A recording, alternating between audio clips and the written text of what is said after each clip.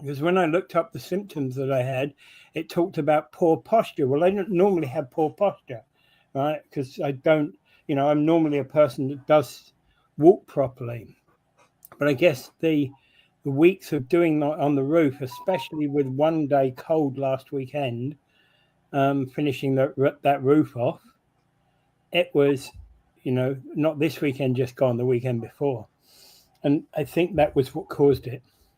Oh. And then cold weather yesterday didn't exactly help, did it? I mean, day before yesterday.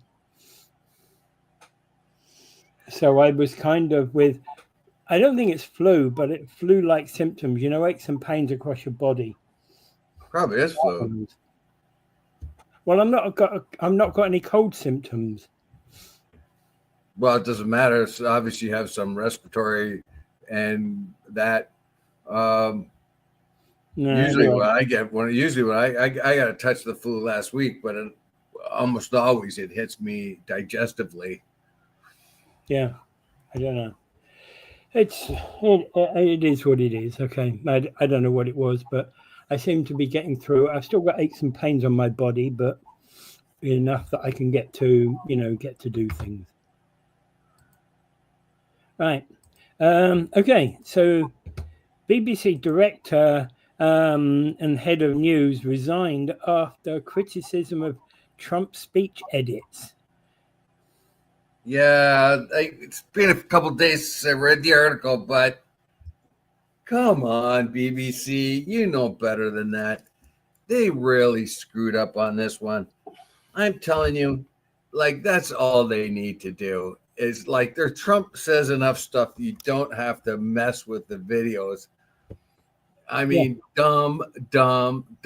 This cost them 2 people had to resign over this.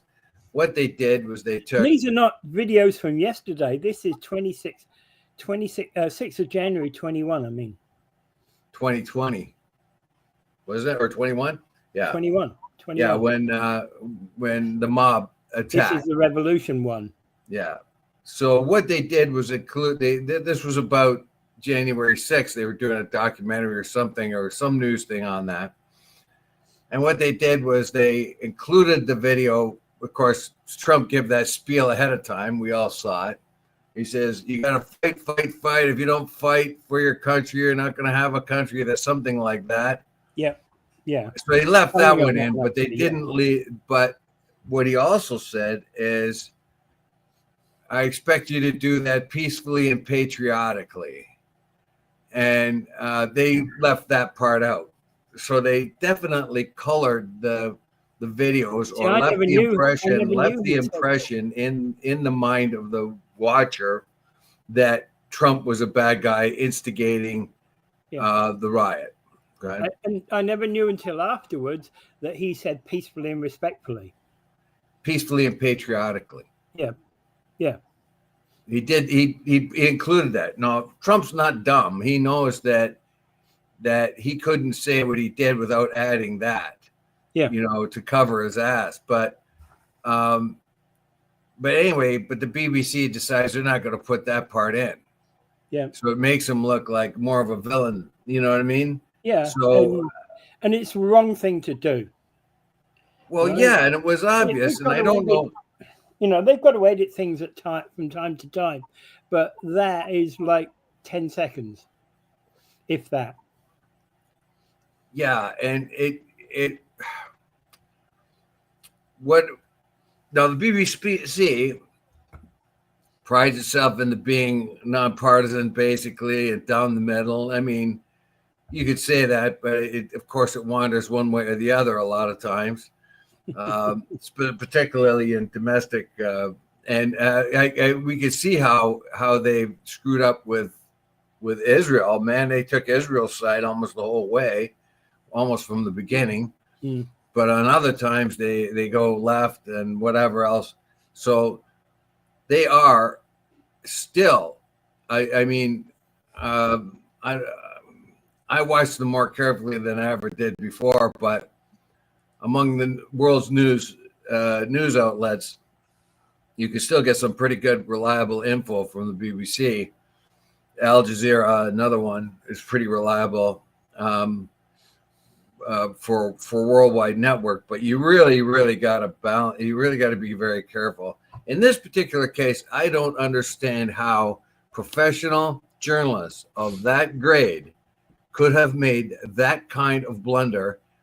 We'll call it a blunder. We'll give them the benefit of the doubt. Actually, there's another one in here. Sports broadcaster Gary Lineker to leave the BBC after sharing an Instagram story about Zionism. Now, here's the thing. This is a guy who never got a yellow card in his entire career, never got a red card in his entire career, right? He played for England. He played some of the highest level of football there is, right? Soccer, I mean. And, why, I'm just, and I don't know the details of this one, but again, on a similar nature, right? And what has this got to do with what? Well, it's just there seems to be a lot of things going on at the BBC right now. Oh well, let's get back to this one. It was unbelievable that they would have made that kind of mistake. And what happens is it leaves the door open for the idea that your news network and your journalists are ideologically directed when they purposely leave out news. Now we see this in Fox and CNN all the time. Yeah. They leave things out, don't fully report on this or that, depending on what kind of color they want to paint the screen with. Fox is particularly egregious. CNN is hardly less subtle sometimes, but and we find it in the left and right podcast medias. But the BBC should be above all that stuff. Yeah. And to have made a mistake, not only did they make a blunder like this, but they made one that was so obvious that everyone could pick it up right away. Yeah. That's why I think it's more of a mistake, because it's just too stupid. And of course, I think the people who left, who resigned from their jobs in the BBC, had to resign because of stupidity rather than anything else. It's taken 4 years for them to resign. I don't know. When was that released? I thought it was released recently. Oh, okay. That's a very good question. I don't see that. I haven't seen when the documentary was released. Yeah, it was very, very disappointing to me when I read that article about the BBC and how they messed that up so bad. Yeah. And I'm thinking to myself, here's a news agency I used to rely on. Can I rely on it anymore? Is it being pushed ideologically? I've been saying you can't rely on the BBC since 2010. So give me one that you can rely on. Well, that's the irony. There's less and less. I used to like Fox News to be quite honest. Then it became ultra right wing. Fox News has never been any good. I mean, it could tell you that there's been a snowstorm, like any others could tell you this could be a snowstorm. But once it gets political, it is too utterly stupid. Murdoch is brilliant. But when Fox goes to court, anytime they go to court, and I've mentioned this before, and they've won court cases because they said we're not a news organization, we're more of an entertainment organization. Yeah. So when some of their personalities like Tucker or Hannity goes in front of a court, they say our viewership should know that these are not realistic figures. These are boviators. They're there for entertainment purposes, and they take on a persona. Of course, most of the Fox people who watch Fox and like Fox, got a pebble-sized brain, so they wouldn't know that. Well, it was a time years ago, quite some time ago, that I used to watch Fox in England, and it was fine. But it's changed so much since then. It's changed so much since then. It was like we're talking about, 25 years ago. There was a time I didn't think CNN was that bad either. Yeah. Oh yeah, exactly. I'd watch Fox and CNN, and if they were reporting on something live going on, let's say like the Baghdad War, I'd spend half an hour watching it on Fox and half an hour watching it on CNN. Yeah, but when it got to politics, I didn't really pay much attention to political commentary, and I was very aware once in the 80s when I lived in a different country for a long time. When I was in Libya, I began to see how terrible our news was and how biased it was. Yeah, Was one of the biggest disappointments to me. Like BBC was become a bit of a disappointment for me. It's still as many problems as it has. It's still better than Fox or CNN, that's for sure. But that's not much of a grade. You know what I mean? yeah. That's not much of a It's level the to same. overcome. I used to read New York Times. I used to read London Times. London Times is still a better one than most of the other newspapers, but it's not the same as it was. Well, my biggest disappointment was PBS News and NPR News during the last few years. They've tried to fix it now, but they became social justice type of news reporters. They weren't following. They were not being objective. They're much better now. If you watch PBS News at night or NPR during the day, you'll find that they've taken efforts to become more objective and less social warrior type, social justice type announcers. That was just drove me nuts. I remember one of the things that I was listening to NPR one morning when Doug Ford got elected. Somebody from one of the NPR shows phoned somebody in Ontario, and they go off like their lid about Doug Ford being just another Trump. This is when he was first elected, right? And they go on and on and on about Trump being or Doug Ford being like a Trump and all this. And the interviewer did not give any pushback at all, none at all. Did not look into it individually. Did not ask anyone from the Conservative Party or any other journalist, ordinary objective journalist, what they thought. They took somebody with a high-strung opinion against Ford, and I thought to myself, this isn't news. This isn't news. You're supposed to be reporting that Doug Ford, the Conservative, won in Ontario, and ask objective questions of what that might mean for Ontario. Instead, you got a diatribe about Doug Ford being a mini Trump. That's not news. Yeah, and I don't think he ever was. I think he admired him at first because he looked like the quintessential conservative, but right now he isn't. He's more like the quintessential madman. All right. Okay, so Moe in Saskatchewan, Scott Moe received healthy support from members of the Saskatchewan Party convention, but despite dismal performance in the province's two major cities at the last election. And he's responsible for those losses. So he's basically he won despite screwing up, and he admits to be screwing up, but he's looking forward. Now let's sort of follow this line. This is the Saskatchewan Party, right?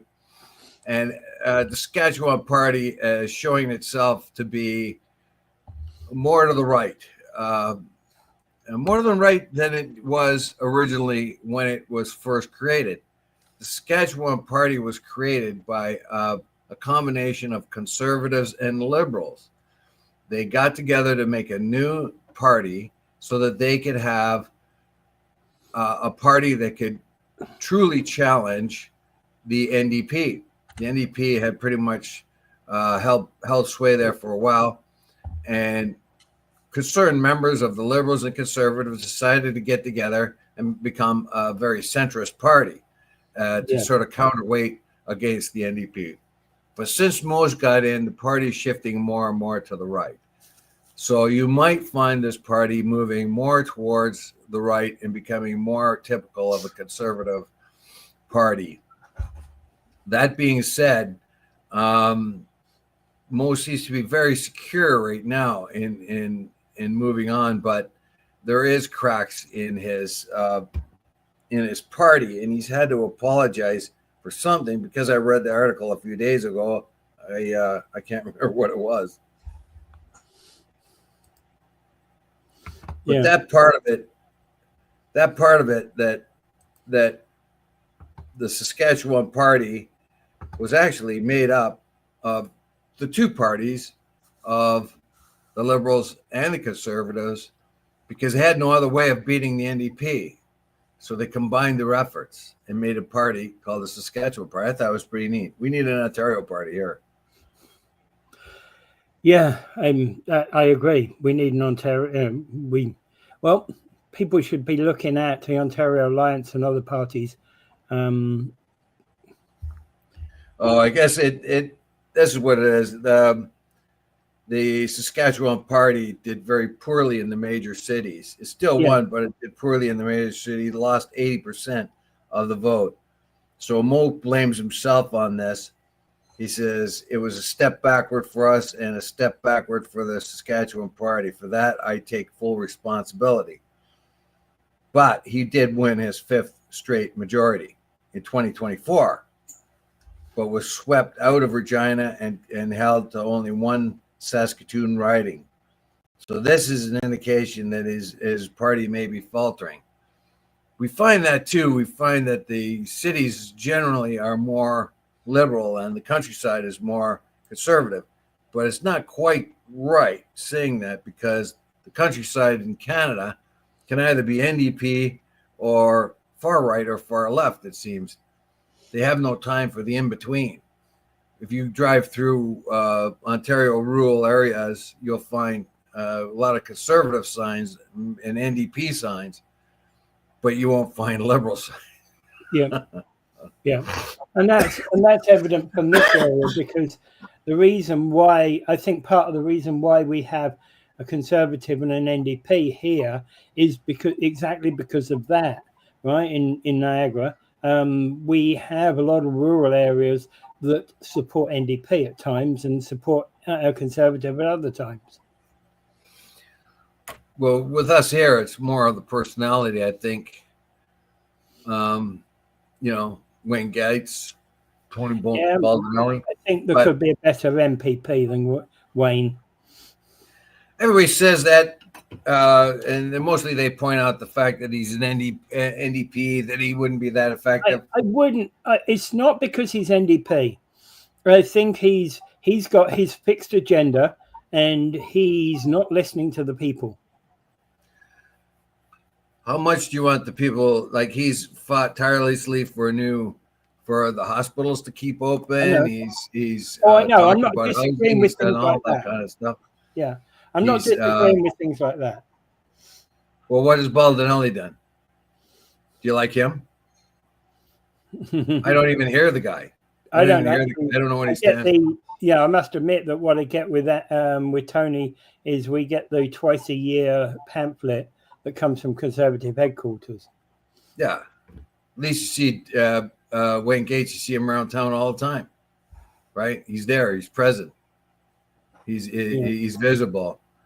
Tony, I don't ever see the guy. No, yeah, I get the twice a year thing. Now I don't know if he's a good or bad politician. He inherited the job from Nicholson. Yeah. So the sort of respect and love that Nicholson had just kind of just transitioned over to Baldinelli because there was no other alternative at the time.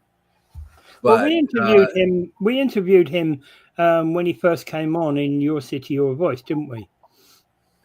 I wasn't there. You weren't there. Oh, I did then.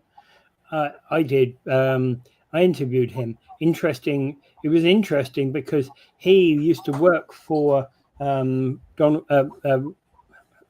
he used to work for the prior MP, Nicholson. Who? He used to work for Nicholson. Yeah, that's how he got the job. Yeah. That's how he was heir apparent. Yeah. Yeah. He had the blessing of Nicholson. Yeah. All right. Yeah. Anyway. Okay. So moving on, the NDP is saying that they're very confident that New Democrats will not cross the floor as the budget vote nears. I think it's a dumb headline. I think it's all yeah, I don't think so, but I don't think the NDP are going to hold up the budget at all. No. Because it will mean a complete annihilation of their party. So I don't think the NDP can pretend that they're independent, and maybe they're thinking about maybe not. They'll support the budget. We don't know yet. That's rubbish. They're going to support the budget, or they'll get wiped off the map. Yeah. Now the business about conservatives walking across the floor. There's only been one. Yeah, there's only one. Yeah, only been one. One resigned and one walked across the floor. And the guy that hasn't resigned isn't leaving his seat yet. So he's still sitting. He's still sitting. He will resign. He's going to resign. And I don't know, in January or something. I don't know when he said. I presume that he's put notice in to resign, and that notice takes place at a certain future date. Yeah. So he's now they'll be battling for his seat out west. So we'll see what's going on. The general trend among the Liberals is they're moving towards the right and into the center. That makes them much more appealing than they were when they were under JT. If JT was still the boss when the election came, there'd hardly be a Liberal left in Parliament. I mean, the Conservatives would have beat them 2-1. I expect there'd have been a few dozen, but not much. Not really. Yeah. Yeah, they would get annihilated. Yeah. Well, right now the NDP are hanging on by a thread. Of course. They don't have money. They don't have influence. They have hitched their wagon to the Liberals for too long under Jagmeet Singh. So they're almost a party without relevance at this particular time. Yeah. If they want to be totally irrelevant, they'll push for an election. If they do, they'll get destroyed. They may end up with one more MP in Parliament, because the NDP will be punished for causing an election. Let's put it that way. So they're not going to do that. They're going to follow. I don't know what. There's been 2 readings of the bill. The third one coming. That's going to go.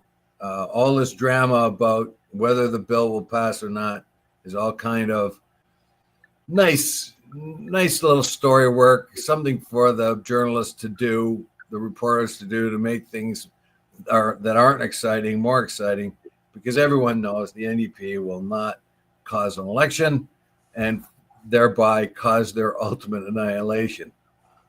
At this point, yeah, that's for sure. All right. Moving on. Well, let me make it clear. There may very well be an election within a year. Next year there might be an election, because the Liberals do not have a majority.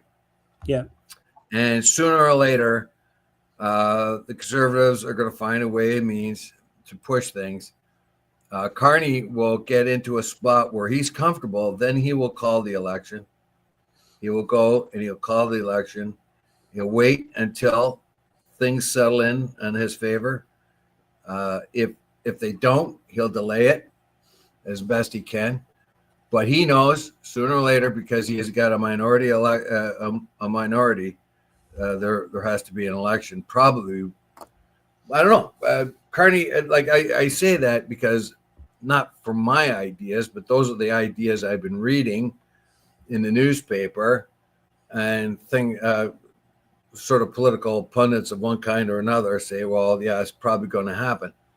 I'm not so sure myself if it has to happen. I remember, didn't Harper have long-run minority governments?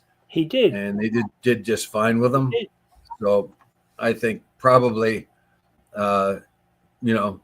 it's overstated. But Carney, being like any other politician, will look at the tea leaves, and if they say that your popularity is really high right now, may pull off election. If not, remember Canada spending money on election when we got a budget that's going to put us $78 billion in debt.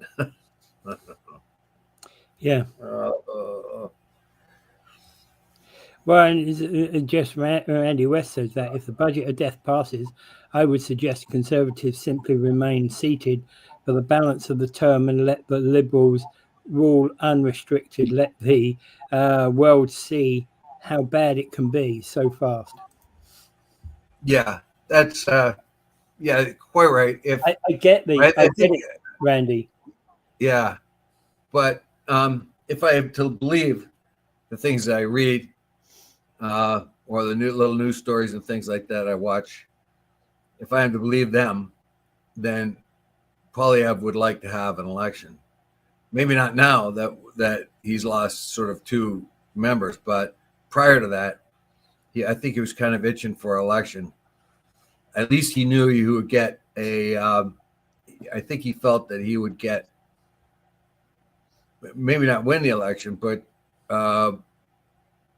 get even more votes and reduce the majority of the Liberals even more. But that remains to be seen.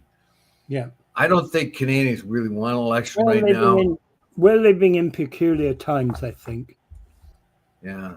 Right. Because if they go look for an election, everyone say, well, you never gave Carney enough chance. I mean, he's only been in for a little while. He's been fighting a monster south of the border, the tariff titan, who may not find his tariffs illegal. That's going to be a mess. Even the Supreme Court stacked with MAGA people in the Supreme Court who are ideologically following him gleefully. Even they, I don't think, will roll over on this one. And we have to also look at, because if they do, then they become irrelevant. They're unneeded. If they cannot support the Constitution, then the Supreme Court's unneeded. It's a rubber stamp thing, and it loses its power if it doesn't judge on this realistically. Same thing as the Republicans right now. If they don't exercise their power about tariffs or anything else and let Donald Trump do it, they are diminishing their position. They become irrelevant. And that's how democracies become less and less. When the courts become irrelevant, when the electoral system becomes irrelevant, then what good is it? Why do you need a Congress when the boss man tells the Congress what to do? The next step is just eliminate the Congress. Yeah. Or keep it there as a puppet. Yeah. What about the Supreme Court? If you're telling the Supreme Court what to do and they're doing what you tell them to do, then what good is the Supreme Court? It's just All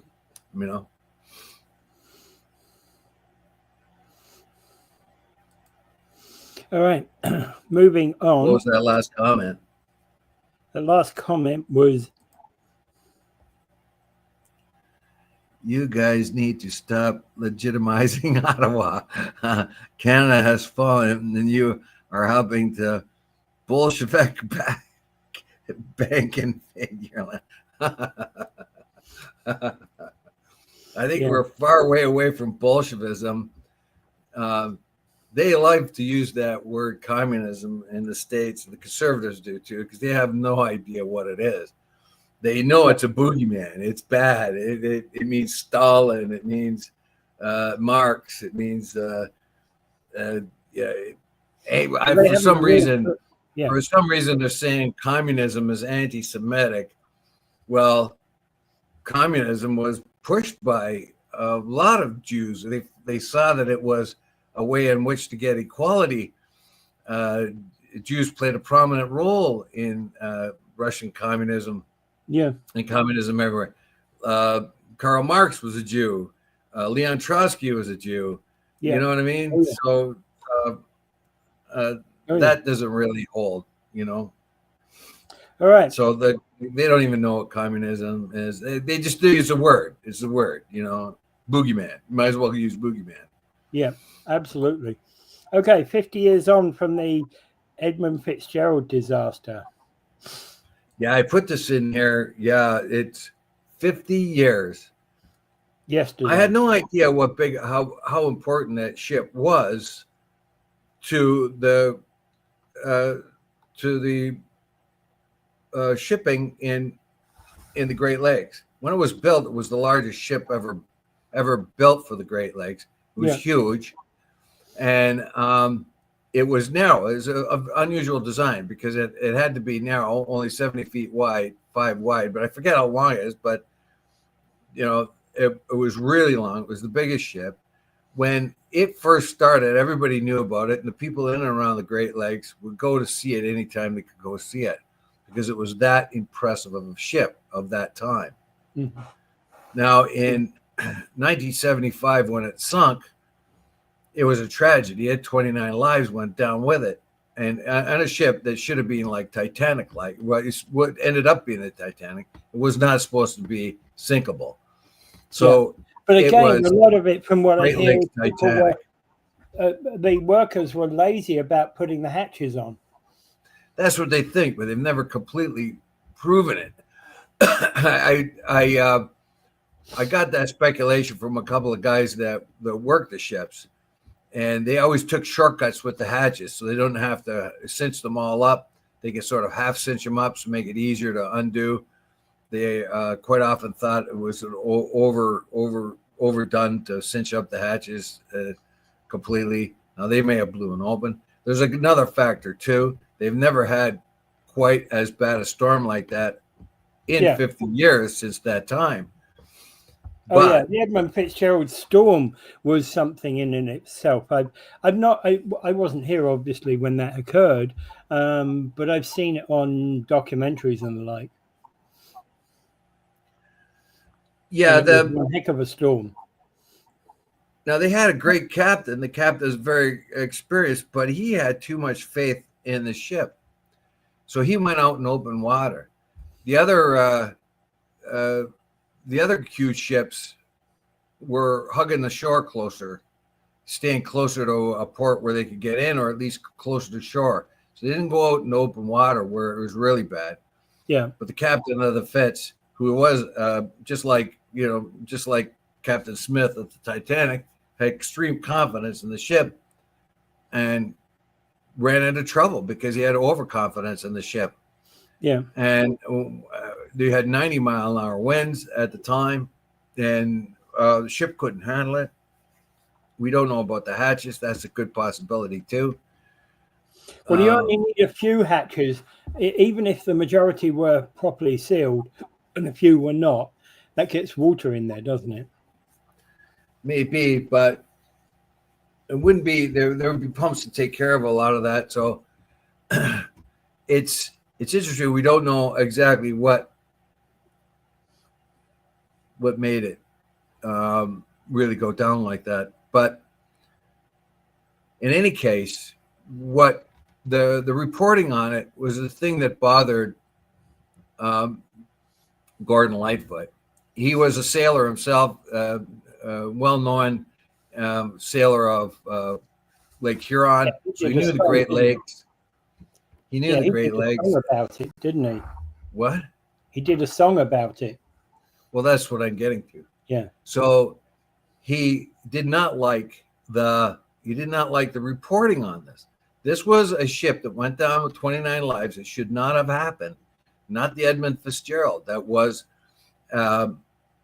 when it was the Pearl of basically, it was the emperor of the American side, basically the pride of the American side, he called it, and that was one of its nicknames, the pride of the American side. And he didn't like that. He read a pretty good article, I think, in one of the magazines, but he saw that the overall coverage of this disaster was underdone. So he wrote a song. His only problem with that is he didn't want to be seen as someone making profit off of a disaster. So he held back on it for a while. But the song stuck in his head, and finally he was convinced by the people around him to go ahead with it, and he did. And it was a great thing for the families of the survivors. And no one in and around the Great Lakes area, all the Great Lakes, does not know that song. The Edmund Fitzgerald is very, very much in our minds. No one's ever forgot it for 50 years here. And that's probably because of Gord's song. But the fact that Gord made that song was super appreciated by the survivors, the family survivors of those went down. Plus, he put a lot of attention onto shipping. And since then, we have not had a major shipping disaster since. 100 years before that, we're reminded that they've had 6,000 wrecks in from 100 years from. But again, you're talking about wooden ships. And then afterwards, they've had no major wreck after that. No one's gone down. Yeah, but you're talking about wooden ships in the 100 years beforehand. And the Great Lakes. It begins with wooden ships, but quickly goes to metal ships. By the time of the 70s and the 80s are going, there are metal ships, and most of the shipping's done in the 20th century anyway with metal ships. And yet 6,000 went down. 30,000 people lost their lives in that 100 years. And but since the Edmund Fitzgerald went down, so many improvements being made that there hasn't been. That which has contributed to the fact that there has not been another major disaster. And so in a way, disasters were frequent in the ships going down were not uncommon. Prior to that, after that, we haven't had a one. And in a way, that is, of course, the Titanic impact, right? Titanic, when it sank, they basically reviewed the whole seabound shipping rules. And came up with a whole new set of rules about closing off cabins, closing off walkways, and things like that. In a disaster. One of the big things with the Titanic was getting enough boats for the people and ways and means of getting rescue boats down into the water. If you were second or third class, you were locked behind doors for a period of time. Yes. But with the Titanic, it was about passenger safety. I think with the Edmund Fitzgerald's was more about freight safety and the sailor safety. Oh, yeah, I know. And it was more to do with better safety all along. They even have, you've seen them. There are these things that you can get into when your ship is going down. They're pods basically that you get into. They're orange or chartreuse or something. You get into them. They're almost completely waterproof, and they slide off the back of the ship, and they're pretty much impervious. They float around like a bobber until somebody can come and get you. So those things are out there now too. Today, if they had them on the Edmund Fitzgerald, you would not have found anyone dead. You would have found a ship at the bottom of the ocean or at the bottom of Lake Superior, but you would not have found dead men. Or not found dead men, basically. All 29 guys, I don't think anyone was ever recovered. Yeah. All right. It's a setup for Remembrance Day in a way too, because today's Remembrance Day and yesterday was the 50th anniversary of that. It's a double sad day. It's 2 days of sadness, basically. Mm-hmm. All right. And do you want to make a statement relating to Remembrance Day?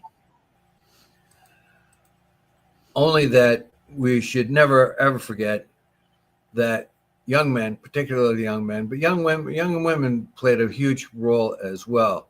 Not only just as nurses, but they did a lot of the administrative stuff that men could not do. They did the reports. They flew the airplanes and delivered them. They did all kinds of things that men were normally doing. They had to do those jobs. They're the ones that made the munitions. So we got to remember them as well. But the fact is, a lot of young men went over and fought for us and did not come back. And those that came back were forever changed. So this is something I see we got a lot of new Canadians coming all the time. They don't understand our traditions. They think it's like our culture, so they don't get involved in it. But that has to be explained to them, that by wearing a poppy, it is in respect for all the young people who were either died or were affected forever by war. And you cannot argue the Second World War. You might be able to argue the first one, but not the second one. But even then, the German aggression in the First World War was insane. They were itching for a fight the whole time, and they were going to take over Europe. And so, in a sense, you could say that the aggression of the Germans, like they were itching for war for the whole. If you look into the history of that, the German generals in and around the First World War itching for war. Yeah, Germans have been itching for war since about 1898. Well, there's been various battles, various mini battles that have gone on that had never been a war per se, but they were enough to cause issues around Europe. Yeah. Unfortunately, they were boxed in, and so they didn't have the Navy that Britain did. They didn't, or France. They felt like they were, I don't know. Their response was one of military. It didn't work. They tried it twice. The Japanese tried it. It didn't work for them. But they had to be stopped, and our lads were some of the ones that went over there and paid the ultimate sacrifice. So yeah. So it is a solemn day and should never be forgotten. And I like the fact that they have Remembrance Day crosswalks on the street, basically. Someone said they're slippery, so they should put some sand in that paint. But I think they look a lot nicer and they're easier to follow for no other reason. Yeah, they're well lit up. My only concern about them is that we're spending money we don't necessarily have. Yeah, but I think it's there's things in the minor category, and yeah, they may cost some money, but once they start doing it, maybe the price will come down. I think every crosswalk should be like that. For one thing, I can see them a lot better and notice them right away. You know, with the hubbub of traffic here and there and other places, ordinary white ones that cross the line, you might not notice them right away. You cannot not notice those. Yeah. It's interesting. Place I used to live in England used to have red tarmac. So when they had the crosswalks on those, they were red and white. Well, that's good. That's when I was a kid. When I was a kid, all you had to do is stick your finger. You went to a crosswalk, you stuck your finger out, and believe it or not, every car would slow down and stop, and then you would go across the crosswalk. Yeah, that actually happened. You cannot have that happen now. No one will do it. Well, some will do it, but others won't. But that was it. And that stopped because you started to get people trying to run through the crosswalks and kill people. One actually was from Europe someplace, Spain or Portugal or something like that. And they ran away, or Greece or something, who knows. They killed somebody and then they ran back to the country in which they came from. And they couldn't get them back for murder or whatever. So So once stuff like that started to happen, particularly when you have foreigners coming into the country or new Canadians, they don't understand those rules. You're going to have accidents, and so that's why you got to have the flashing lights, and you got to go to the corner now, and all that other stuff. Unfortunately, those days where come to a corner, stick out your finger, and people would stop. I mean, in places where there was no, I mean, in the middle of a road, there'd be an intersection, 200 yards to your left, an intersection, 200 yards to your right, and right in the middle be a crosswalk.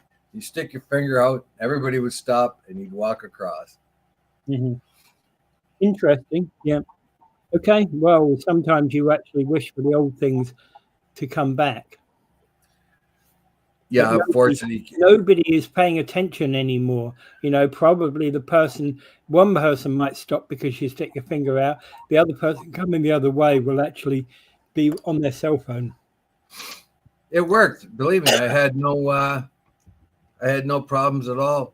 When I was a kid, I mean, 7 years old, stick my finger out and traffic stops for me, and I walk across to go to Aussie Smoke Shop where there might be a comic that I like. Yeah. All right. Moving on. So looks like the U.S. government is starting to reopen. Yeah. Look, the Democrats, and I don't really understand American politics, but apparently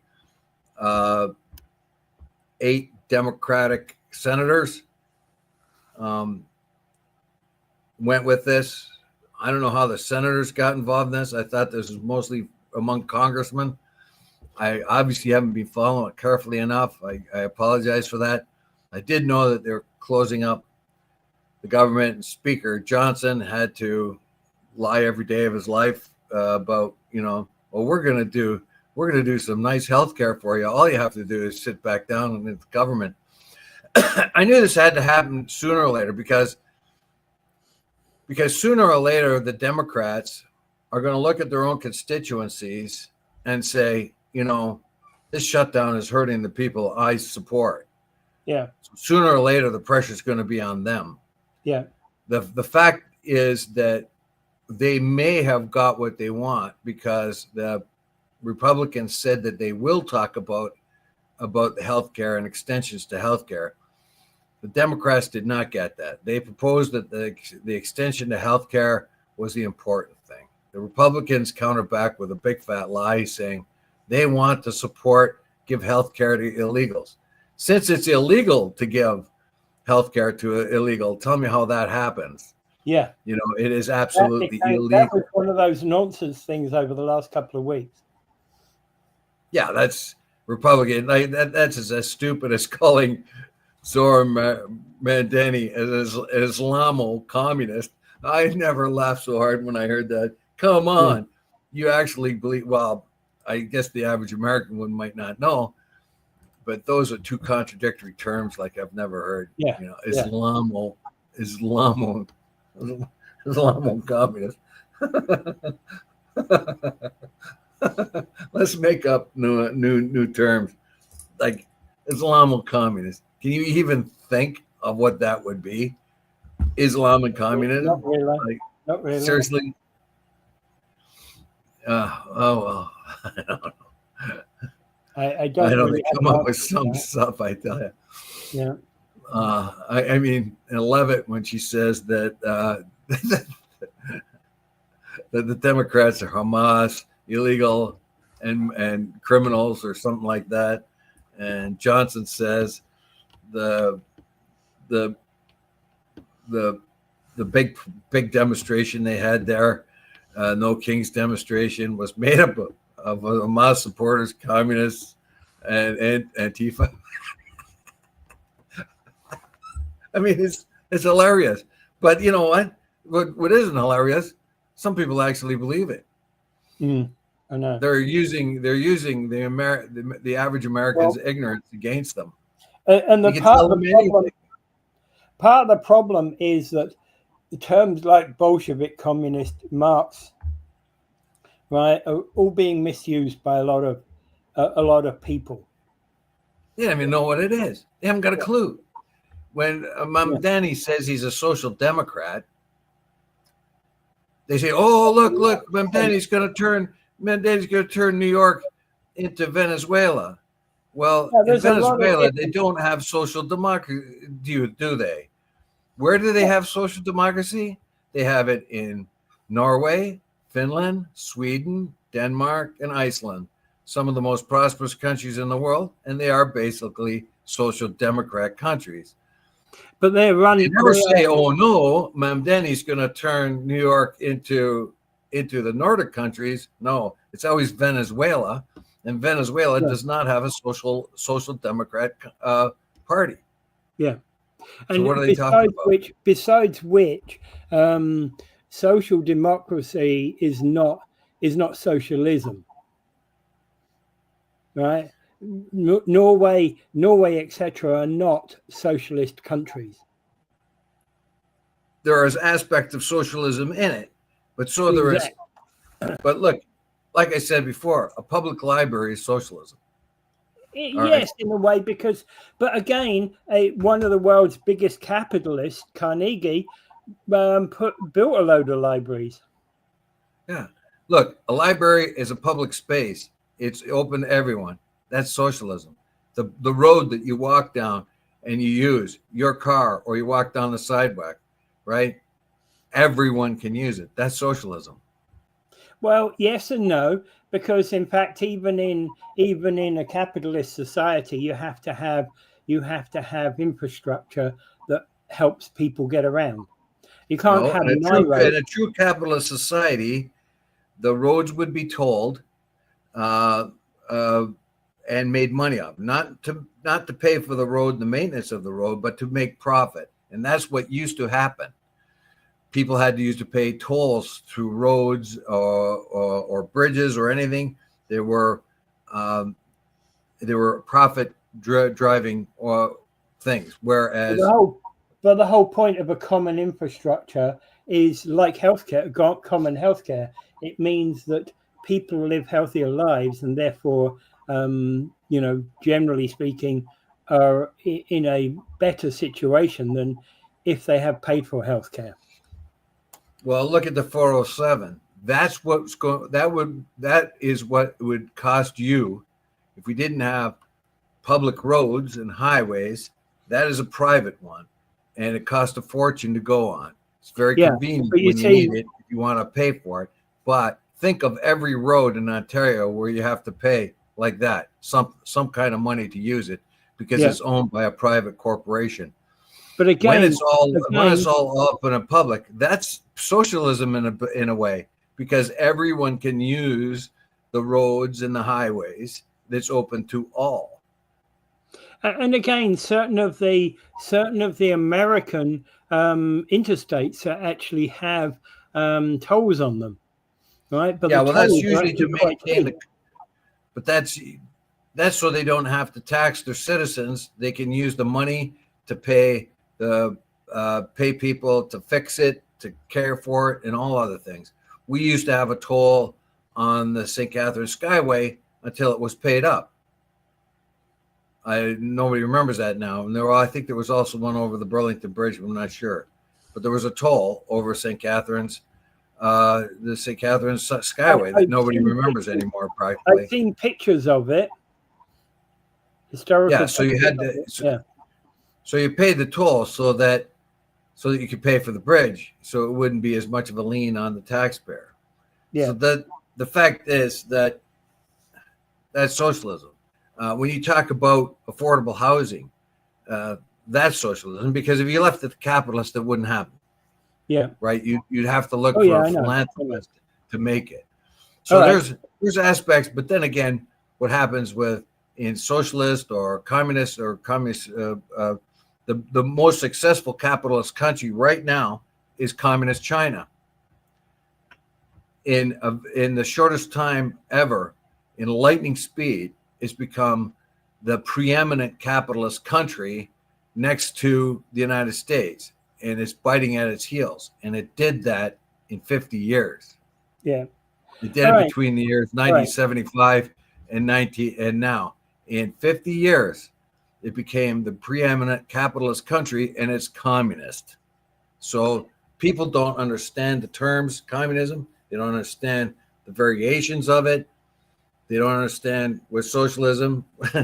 Man, believe me, Ma'am Danny is not going to turn New York into Venezuela. No, I can promise you that. no, absolutely not. Yeah. All right. And the other, so basically, the U.S. government is opening back up again. Yes, and I think probably it's a good thing overall because it gets people back to work, and this is a holiday season. I think some of the Democrats feel that they would have been blamed for the disastrous Thanksgiving and Christmas travel. So they didn't want. I don't know. I don't want to judge any of them, but they really have to push the Republicans now. They said they have guarantees from the Republicans that they will talk about healthcare extensions. We'll see what that looks like. I have a feeling that Republicans will have to extend healthcare. Otherwise, they're going to look pretty bad. So we'll see. Okay. The RCMP is investigating online threats made against MP Chris D'Entremont, the gentleman who just crossed from the Conservatives to the Liberals. I think that's disgusting that we've got anybody who's threatening an MP like that.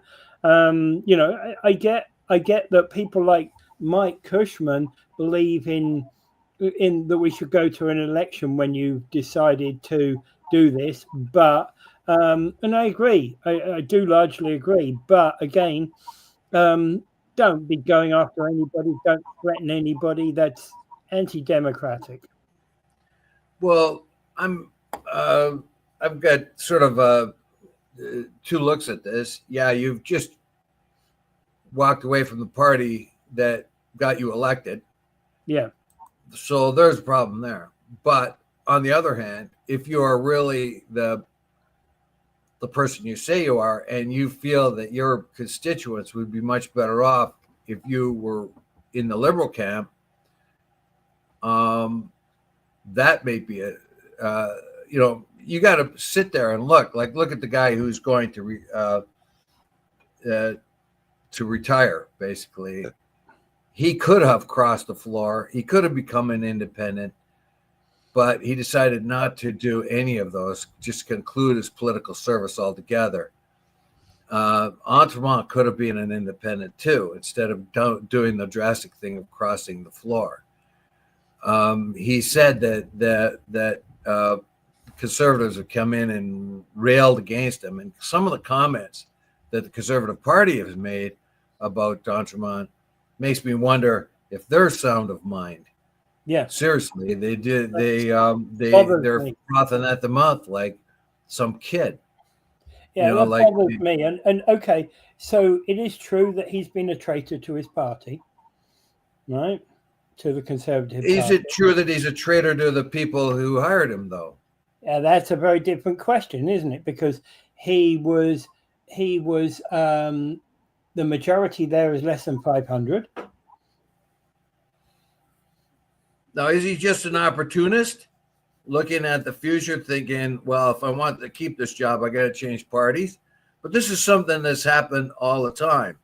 So the one I remember mostly is Nunziata of Toronto, who could not bear Chrétien and the party at that time, the Liberal Party at that time, felt that the party had deceived the people of Canada, and especially with the tax thing and NAFTA agreement and all the other stuff that was happening at that time.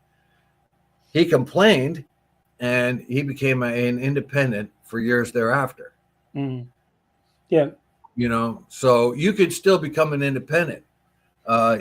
I would counsel someone like that to become an independent rather than cross the floor. If you don't like what your party's doing, obviously he didn't,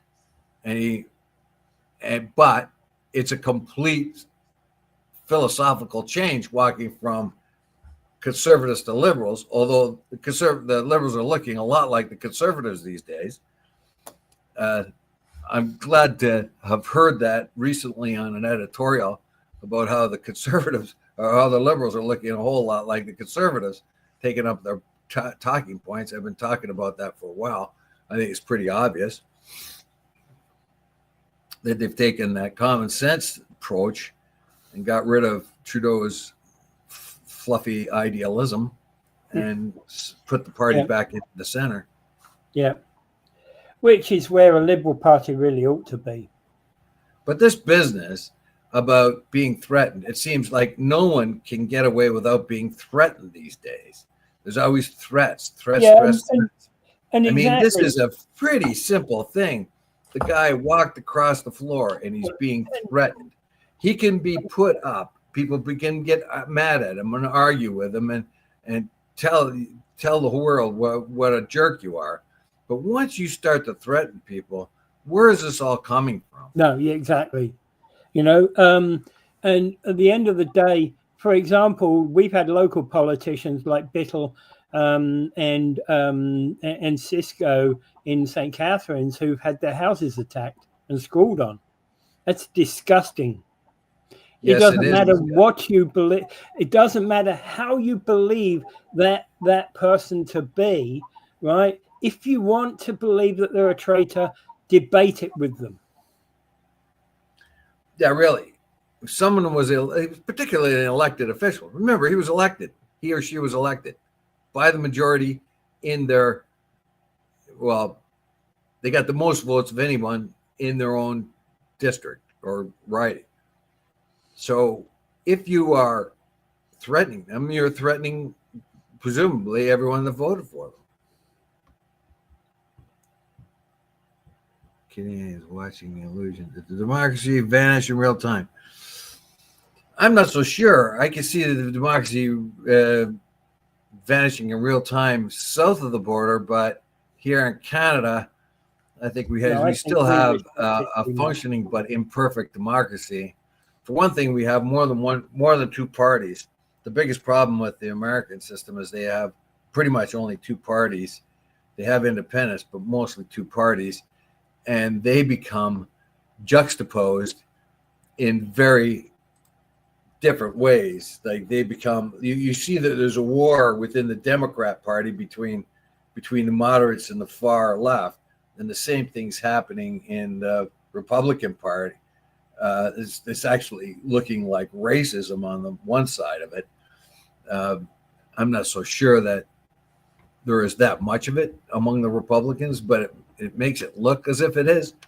Yeah. So you find these wars going on among Republicans and Democrats, civil wars within them, plus ideological wars across the aisle.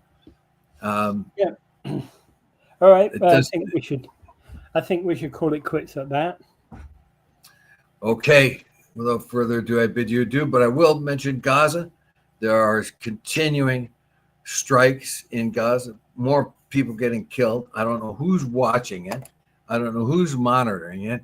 All I know is that the Turks will not be putting anybody in there for peacekeeping troops in Gaza, but I don't know who will.